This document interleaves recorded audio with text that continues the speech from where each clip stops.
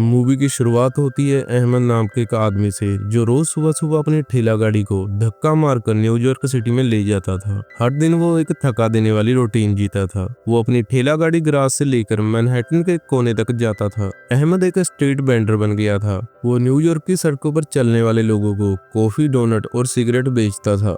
एक street vendor होने के नाते अहमद कई लोगों से मिलता था। उन्हीं में से एक दिन वो एक पाकिस्तानी आदमी से मिला जिसका नाम मोहम्मद था। दोनों का नसीब अलग था। अहमद सिर्फ एक स्ट्रीट वेंडर था, जबकि मोहम्मद न्यूयॉर्क सिटी में एक प्रोफेशनल बिजनेसमैन था। अहमद सुबह से शाम तक सामान बेचता रहता था। फिर जब काम खत्म होता तो वो अपनी ठेला गाड़ी वापस ले जाता। न्यूयॉर्क में स्ट्रीट वेंडर बनना इतना भी आसान नहीं था, पर यही एक चीज थी जो अहमद इस बड़े शहर में जिंदा रहने के लिए कर सकता था। कॉफी के अलावा अहमद थोड़ा एक्स्ट्रा पैसा कमाने के लिए अडल्ट वीडियो भी बेचता था कुछ मर्दों को जिनको वो मिल सकता था। लेकिन ये सब उसके इस्लाम धर्म के खिलाफ था, पर मजबूरी में ये सब करना पड़ता था ताकि वो थोड़ा पैसा कमा सके।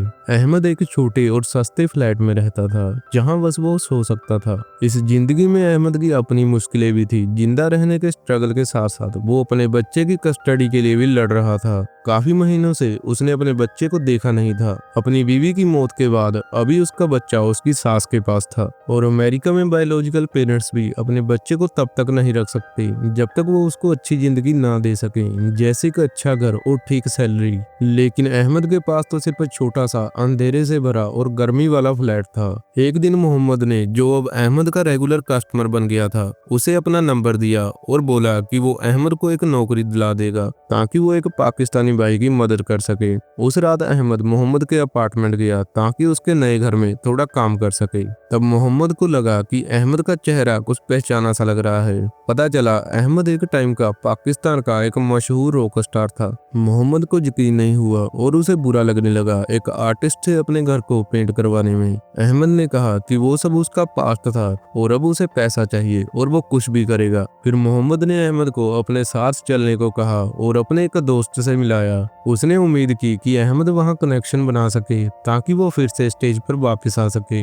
मोहम्मद ने जैसे अहमद को एक नई उम्मीद दी। डिनर के बाद मोहम्मद ने अहमद से कहा कि वो यहीं रुक जाए क्योंकि अब बहुत देर हो गई थी। सुबह जल्दी अहमद फिर से निकला अपनी ठेला गाड़ी तैयार करने के लिए। बहुत मेहनत से धक्का मारकर वो मैनहट्टन के कॉर्नर पर फिर से कॉफी बेचने लगा। वही रूटीन वो हर दिन करता था। उस रात जब वो घर लौट रहा था तब उसके एक पहचान वाले ने उसे रोका और कराओके चलने को कहा। ऐसे मजे करने वाले काम अहमद का वक्त ले लेते थे क्योंकि सुबह जल्दी लगभग 3 बजे उसे फिर से अपनी ठेला गाड़ी तैयार करनी होती थी। एक रात अहमद ने एक दुकान से सिगरेट खरीदी। वहां उसकी मुलाकात हुई एक लड़की से जिसका नाम नुमी था। वो स्पेन से थी। दोनों इमिग्रेंट होने के कारण उनका कनेक्शन तुरंत बन गया। जब वो बात कर रहे थे तभी मोहम्मद वहां से गुजरा और उसने दोनों को बात करते देखा। उसके दिमाग में एक आइडिया आया।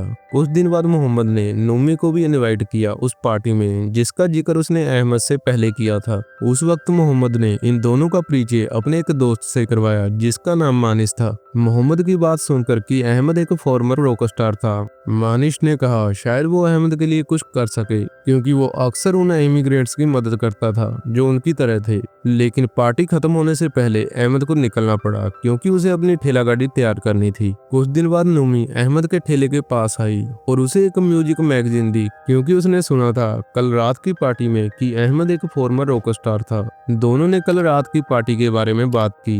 नुमी से अहमद ने कहा कि वो मोहम्मद को ज्यादा नहीं जानता, जबकि नुमी सोच रही थी कि अहमद और मोहम्मद अच्छे दोस्त होंगे क्योंकि दोनों पाकिस्तान से थे।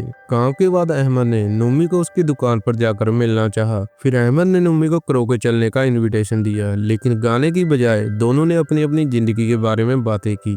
नुमी को तब पता चला कि अहमद की बीवी मर चुकी है और वो अपने बच्चे से नहीं मिल सकता क्योंकि अहमद सिर्फ एक कॉफी और डोनट बेचने वाला आदमी है जो एक खराब फ्लैट में रहता है। ये सुनकर नुमी का दिल भर गया। एक दिन जब अहमद सामान बेच रहा था तब उसका एक पाकिस्तानी दोस्त उसे मिलने आया। उस दोस्त ने कहा कि वो न्यूयॉर्क में रहकर तंग आ गया है और यहाँ से जाने की सोच रहा है क्योंकि उन जैसे लोगों को यहाँ दिन रात काम करने के लिए मजबूर किया जाता है। घर लौटकर अहमद ने अपने पुराने कैसेट सुने जिसमें उसने रॉक स्टार होने के दिन रिकॉर्ड किए थे, यानी कि 10 साल पहले। वो अमेरिका बड़े सपने लेकर आया था। फिर किसने सोचा था कि वो एक स्ट्रीट वेंडर बन जाएगा। एक दिन अहमद, मोहम्मद और नूमी ने बाहर वक्त बिताया। अहमद के दिल में नूमी के लिए थोड़ा जज्बात आ गए थे और मोहम्मद के भी।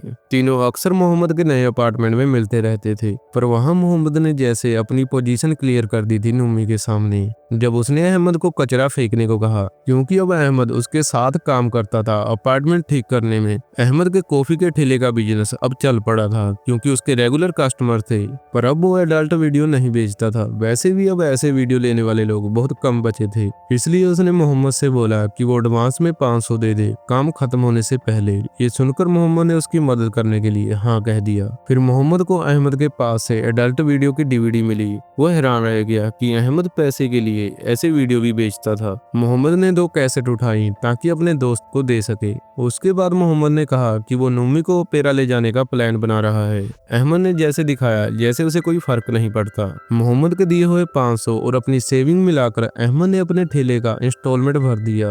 अब इंस्टॉलमेंट कम रह गई थी और ठेला उसका होने वाला था। नूरी जो उसे ठेला बेच रही थी, उसने अहमद से कहा कि वो अपने ठेले का इंश्योरेंस करवा ले। ट्रांजैक्शन के बाद अहमद ने डोर से नूमी को देखा। अहमद अब नूमी के पास नहीं जाना चाहता था क्योंकि मोहम्मद उसे पसंद करता था। एक दिन अहमद ने डिसाइड किया कि वो अपनी सास के घर जाएगा, जो असल में मना था, पर अहमद को फर्क नहीं पड़ा चाहे उसकी सास उसे डांटी क्यों न दे। अहमद अपने बेटे साजिद से मिला, पर क्योंकि काफी समय हो गया था, दोनों में वो इमोशनल बॉन्ड नहीं रहा। ये देखकर अहमद बहुत उदास हुआ।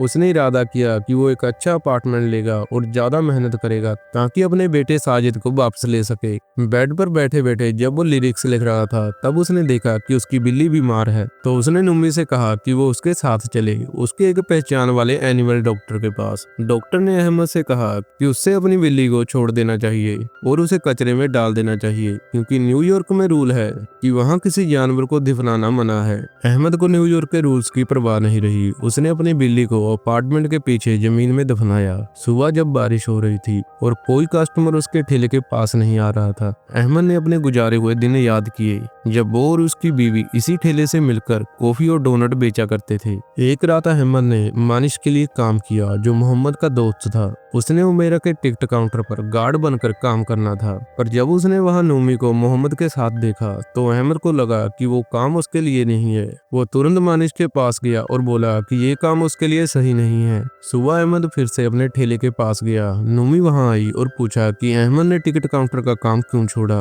अहमद ने कहा कि उसे सुबह 3 बजे से पहले अपना ठेला खोलना होता है, इसलिए वो रात में ज्यादा देर तक काम नहीं कर सकता। नूमी सब समझ गई। उसने कहा कि वो कल स्पेन वापस जा रही है। उसने उसी दिन अहमद से अलविदा कहा। अगली सुबह जब अहमद अपना काम शुरू करने जा रहा था, उसने देखा कि सामने एक आदमी बच्चों के खिलौने बेच रहा था। अहमद ने सोचा अपने बेटे के लिए कुछ खिलौने खरीदे। वो उस आदमी के पीछे दौड़ा, पर जब वो वापस आया तो उसका ठेला गायब था, मतलब चोरी हो गया था। अहमद ने पूरी कोशिश की उसे ढूंढने की, क्योंकि ठेला इतनी जल्दी दूर नहीं जा सकता था, पर तब तक न्यूयॉर्क की सड़कें भीड़ से भर गई थी और अहमद को समझ नहीं आया कि ठेला किस दिशा में गया। वो घबराकर ठेला वर्कशॉप पर गया ताकि कोई मदद कर सके। वहाँ के लोगों ने उसे कहा कि नूरी जो उसे ठेला बेच रही थी वो कोई अच्छी इंसान नहीं थी। अहमद ने तुरंत नूरी से मिलने की कोशिश की, पर क्योंकि उसने अपने ठेले का इंश्योरेंस नहीं करवाया था तो नूरी कुछ नहीं कर सकती थी और नया ठेला आने में 2 हफ्ते लगेंगे। अहमद को जल्दी एक अच्छा अपार्टमेंट भी चाहिए था अगर वो अपने बेटे को वापस लाना चाहता था। अहमद टूट गया। वो मोहम्मद के पास गया और उससे 5000 उधार मांगा, पर मोहम्मद इस बार उसकी मदद नहीं कर सका। अहमद का काम भी उसके अपार्टमेंट में अधूरा था और उसने 500 मिलने के बाद भी काम नहीं किया था। अहमद ने मानिश के लिए भी काम करना बंद कर दिया था। मोहम्मद ने उसे याद दिलाया कि ये काम भी उसी ने उसको दिलवाया था, लेकिन उसने ये काम भी छोड़ दिया। फिर मोहम्मद ने अहमद को अपने घर से निकाल दिया। अहमद ने गुस्से में मोहम्मद को धक्का दिया और सब कुछ बिगाड़ दिया। अब अहमद थककर सड़क के किनारे बैठ गया। तब एक स्ट्रीट वेंडर ने उसे बुलाया और कहा कि उसका फैन वैन खराब हो गया है, तो अहमद थोड़ा मदद करे ठेला धक्का मारने में। दुनिया को वो अहमद की चोरी हुए ठेले के बारे में पता चल गया था। अहमद ने वो ठेला धक्का मारकर उस जगह तक पहुंचाया जहां वो रोज बेचता था। वेंडर ने उसे कहा कि वो कुछ दिनों के लिए उसका ठेला संभाले और उसे रोज का पैसा मिलेगा जब तक नया ठेला 2 हफ्ते में आ नहीं जाता। अहमद ने अपना खो गया ठेला भूलकर नई जिंदगी फिर से शुरू करने का फैसला किया। मूवी यहीं खत्म होती है। अहमद के करैक्टर के जरिए हमें दिखाया गया है कि जिंदगी कितनी कठिन हो सकती है और कैसे वो इंसान की सेल्फ रिस्पेक्ट को तोड़ देती है। पर सब कुछ होने के बाद भी अहमद ने कभी कभी हार नहीं मानी। वो चुपचाप मेहनत करता रहा और जीता रहा। ये फिल्म हमें महसूस करवाती है कि बड़े शहरों के पीछे का असली चेहरा क्या होता है। उन लोगों की मेहनत जिनके बिना शहर की धड़कन नहीं चल सकती। वो इमिग्रेंट जो बड़े सपने लेकर आए थे और जिनके सपने सच होने से पहले ही जिंदगी ने उन्हें हिला कर रख दिया। हमें हर एक इंसान के संघर्ष की इज्जत करनी चाहिए, चाहे वो कितना ही छोटा क्यों ना हो, क्योंकि हर इंसान की अपनी एक कहानी होती है। तो इस वीडियो के लिए बस इतना ही। आई होप आपको ये वीडियो अच्छी लगी होगी। वीडियो अच्छी लगी हो तो वीडियो को लाइक करें और चैनल को सब्सक्राइब करें।